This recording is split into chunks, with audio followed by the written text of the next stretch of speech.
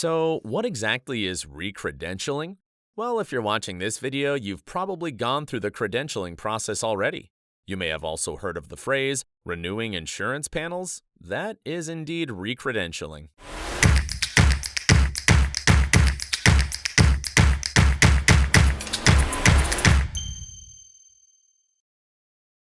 In short, recredentialing is the process of revalidating your credentials with an insurance company again. It isn't just a once-off either, and you'll need to do it again and again.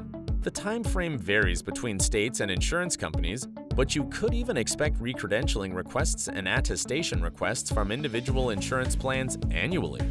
That is why it is so important to keep track or copies of your documents the first time. It speeds up the process when you need to make amendments or go through the recredentialing process again. You might be sitting there now with your hands in your hair, clenching your jaw, and asking, why do I have to undergo the recredentialing process? The regulators aren't as sadistic as you might think. There is a good reason why recredentialing is practiced. Lots can happen in a year, and it is for the safety of society that there must be checks and balances for the medical industry in place. Insurance companies need to know if your malpractice insurance has been renewed, if your practice location is still the same, or whether anything else changed regarding your practice and specialization. Whatever the scope of the change, it needs to be recorded, updated, and attested. But it is also beneficial to you and your practice. It is a mandatory process of keeping your affairs in order and ensuring the continuation of good service to your patients. Going through medical recredentialing will ensure that your staff meets all the standard requirements to provide medical services, prevent lawsuits, and ensure that your billing processes run smoothly without interrupting your future cash flow. Now that you realize the importance of medical credentialing and the benefits to you and your practice, let us go a little deeper into the details. How often will you need to be recredentialed? Every insurance company has different guidelines, standards, and requirements for recredentialing. Example, Blue Cross Blue Shield, Aetna, UHC, Cigna, and Humana plans want all providers to keep updating the repository platform that they utilize, like Availity or CAQH, Council for Affordable Quality Healthcare. As long as all certificates and licenses are active, updated, and copies are uploaded on these portals, these insurance plans will not request copies from you again.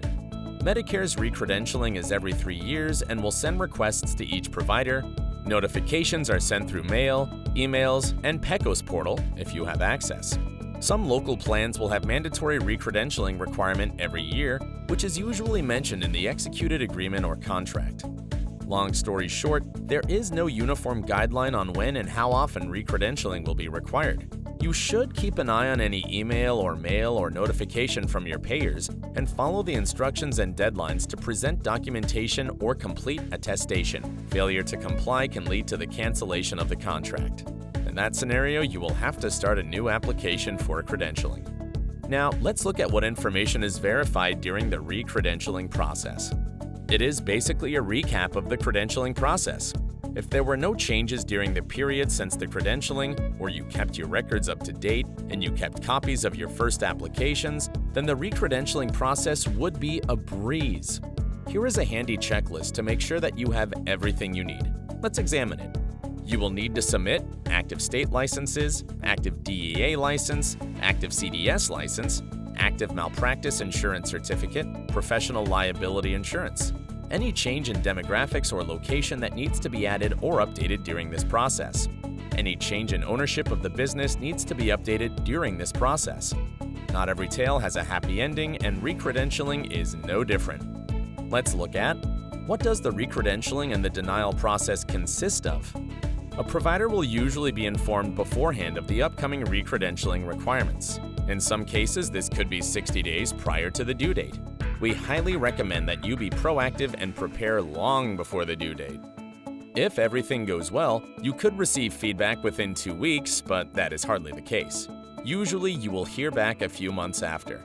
The most frequently occurring reason for rejection of a recredentialing application is the failure to comply with the dealing and requirements of proof of documents. In such cases, you can appeal and ask for an extension or reconsideration of the recredentialing application. In our experience, it doesn't work and you will end up losing the contract.